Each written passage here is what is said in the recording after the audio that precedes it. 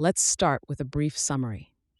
This article, written by Paul Graham in 2019, discusses the third and perhaps least understood component necessary for doing great work: an obsessive interest in a particular subject. Graham describes a process that begins with an excessive curiosity about a subject that often seems meaningless and ultimately leads to great discoveries. Moreover, he suggests that in addition to a sharp intellect and hard work, an obsessive interest in a subject could be the key to genius. The article provides a valuable perspective on encouraging children and young people to explore and learn deeply about their areas of interest, especially for educators and young people. Before we dive in, I want to share a quick note about how this podcast is created. As you've probably noticed, this podcast isn't voiced by a human, but by artificial intelligence. I'm obligated to inform you of this beforehand due to the rules of AI services. This podcast is made possible by our sponsor, Wope.com, an AI startup that combines content marketing with artificial intelligence to significantly boost traffic and revenue of your startups. For all the latest content, be sure to follow me at x.com yigitkoner. Now let's turn our attention back to the essay, The Theory of Genius as a Bus Ticket, exploring the triangle of interest, talent, and perseverance. Original title, The Bus Ticket Theory of Genius. Date, November 2019. Everyone knows that to do great work, you need both natural ability and determination. But there's a third ingredient that's not as well understood: an obsessive interest in a particular topic. To explain this point, I need to burn my reputation with some group of people, and I'm going to choose bus ticket collectors. There are people who collect old bus tickets. Like many collectors, they have an obsessive interest in the minutiae of what they collect. They can keep track of distinctions between different types of bus tickets that would be hard for the rest of us to remember, because we don't care enough. What's the point of spending so much time thinking about old bus tickets? Which leads us to the second feature of this kind of obsession. There is no point. A bus ticket collector's love is disinterested. They're not doing it to impress us or to make themselves rich, but for its own sake. When you look at the lives of people who've done great work, you see a consistent pattern. They often begin with a bus ticket collector's obsessive interest in something that would have seemed pointless to most of their contemporaries. One of the most striking features of Darwin's book about his voyage on the Beagle is the sheer depth of his interest in natural history. His curiosity seems infinite. Ditto for Ramanujan, sitting by the hour working out on his slate what happens to Ceres. It's a mistake to think they were laying the groundwork for the discoveries they made later. There's too much intention in that metaphor. Like bus ticket collectors, they were doing it because they liked it. But there is a difference between Ramanujan and a bus ticket collector. Series matter, and bus tickets don't. If I had to put the recipe for genius into one sentence, that might be it: to have a disinterested obsession with something that matters.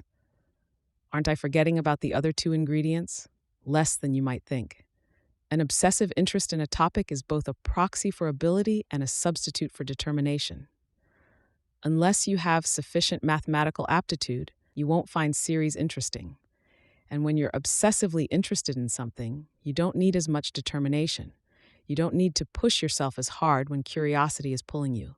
An obsessive interest will even bring you luck to the extent anything can. Chance, as Pasteur said, favors the prepared mind. And if there's one thing an obsessed mind is, it's prepared.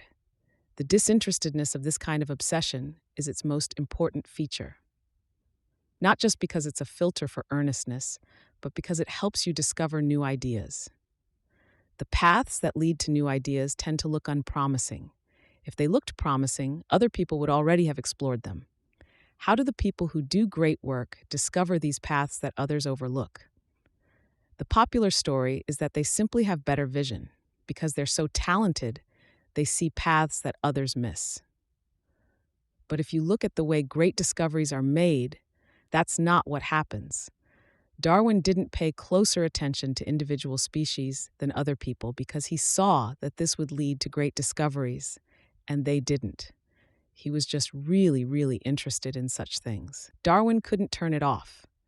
Neither could Ramanujan. They didn't discover the hidden paths that they did because they seemed promising, but because they couldn't help it.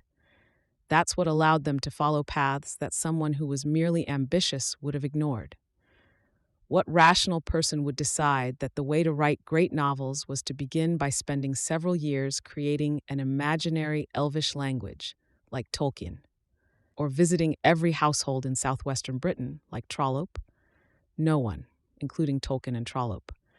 The bus ticket theory is similar to Carlyle's famous definition of genius as an infinite capacity for taking pains. But there are two differences. The bus ticket theory makes it clear that the source of this infinite capacity for taking pains is not infinite diligence, as Carlyle seems to have meant, but the sort of infinite interest that collectors have.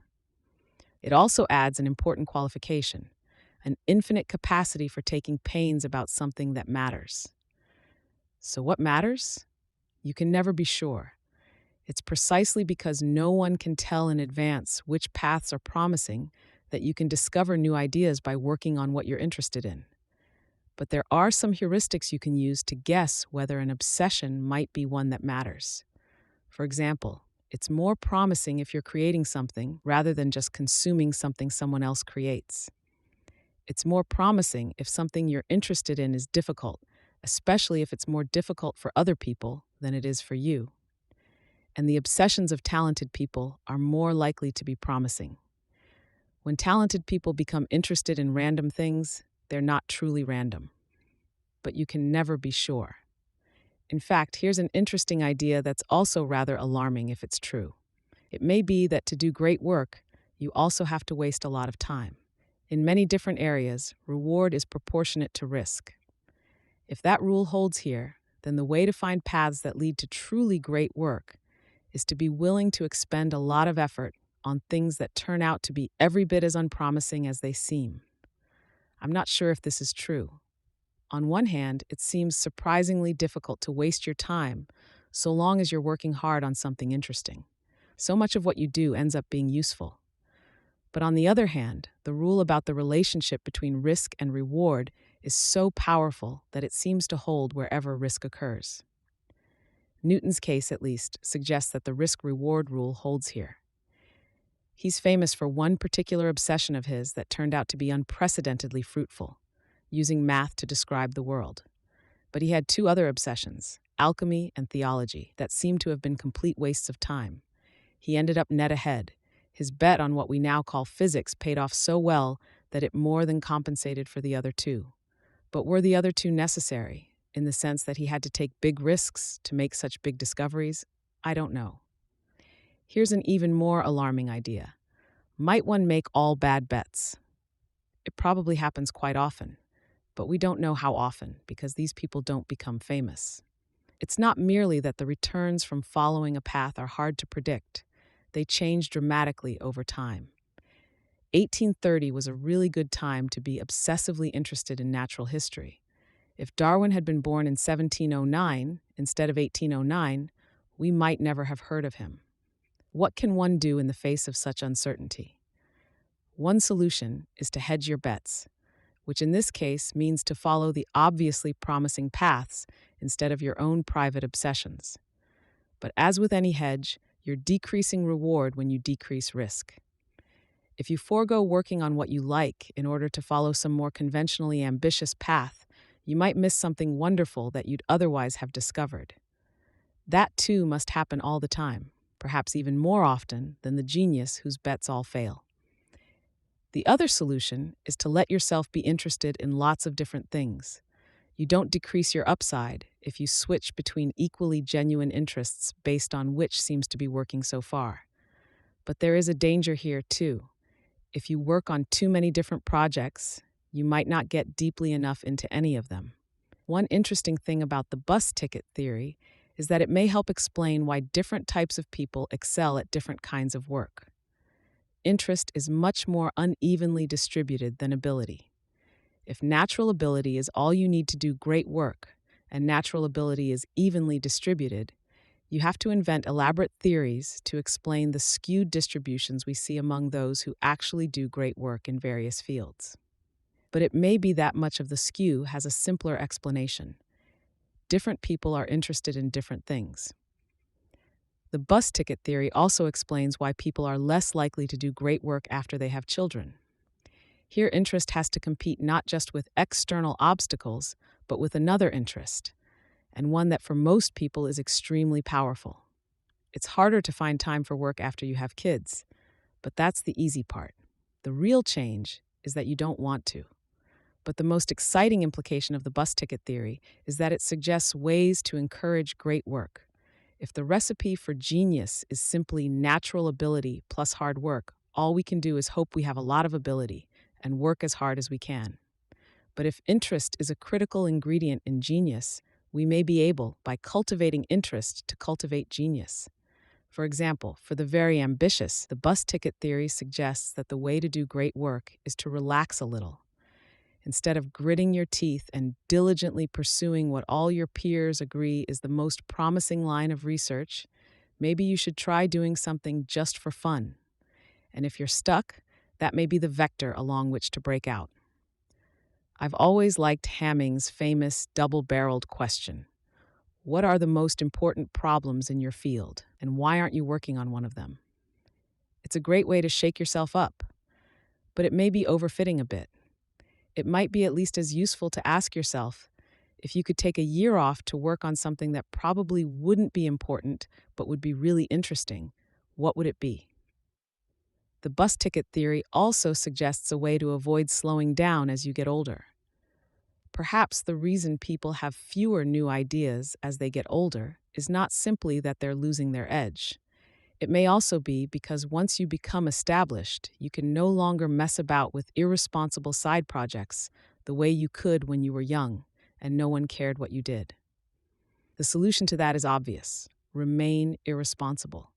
It will be hard, though, because the apparently random projects you take up to stave off decline will read to outsiders as evidence of it, and you yourself won't know for sure that they're wrong. But it will at least be more fun to work on what you want. It may even be that we can cultivate a habit of intellectual bus ticket collecting in kids. The usual plan in education is to start with a broad, shallow focus, then gradually become more specialized. But I've done the opposite with my kids. I know I can count on their school to handle the broad, shallow part, so I take them deep.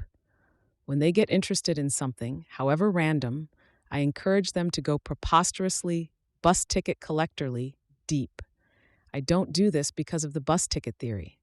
I do it because I want them to feel the joy of learning, and they're never going to feel that about something I'm making them learn. It has to be something they're interested in. I'm just following the path of least resistance. Depth is a byproduct. But if in trying to show them the joy of learning, I also end up training them to go deep, so much the better. Will it have any effect? I have no idea. But that uncertainty may be the most interesting point of all. There is so much more to learn about how to do great work. As old as human civilization feels, it's really still very young if we haven't nailed something so basic. It's exciting to think there are still discoveries to make about discovery, if that's the sort of thing you're interested in. There are other types of collecting that illustrate this point better than bus tickets, but they're also more popular. It seemed just as well to use an inferior example rather than offend more people by telling them their hobby doesn't matter. I worried a little about using the word disinterested, since some people mistakenly believe it means not interested. But anyone who expects to be a genius will have to know the meaning of such a basic word, so I figure they may as well start now. Think how often genius must have been nipped in the bud by people being told or telling themselves to stop messing about and be responsible. Ramanujan's mother was a huge enabler. Imagine if she hadn't been. Imagine if his parents had made him go out and get a job instead of sitting around at home doing math. On the other hand, anyone quoting the preceding paragraph to justify not getting a job is probably mistaken. 1709 Darwin is to time what the Milanese Leonardo is to space.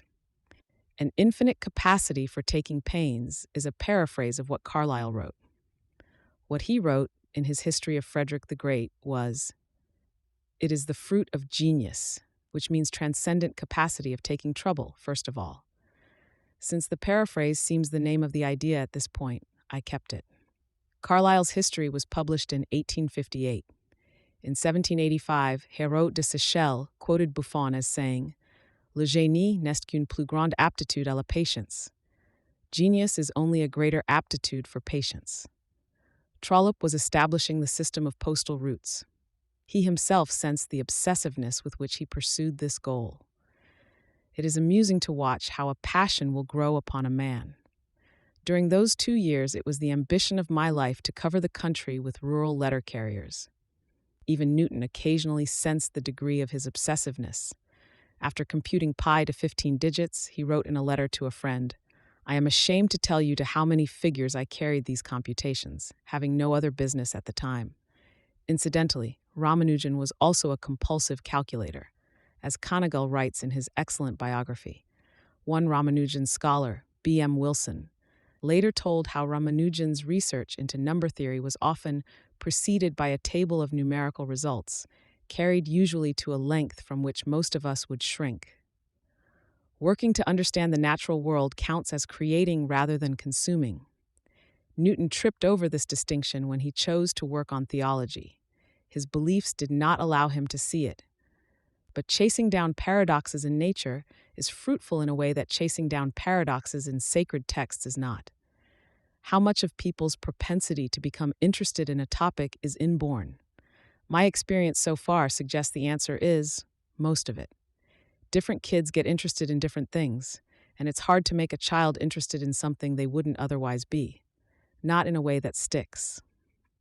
The most you can do on behalf of a topic is to make sure it gets a fair showing, to make it clear to them, for example, that there's more to math than the dull drills they do in school. After that, it's up to the child. Thanks to Mark Andreessen, Trevor Blackwell, Patrick Collison, Kevin Lacker, Jessica Livingston, Jackie McDonough, Robert Morris, Lisa Randall, Zach Stone, and my 7-year-old for reading drafts of this.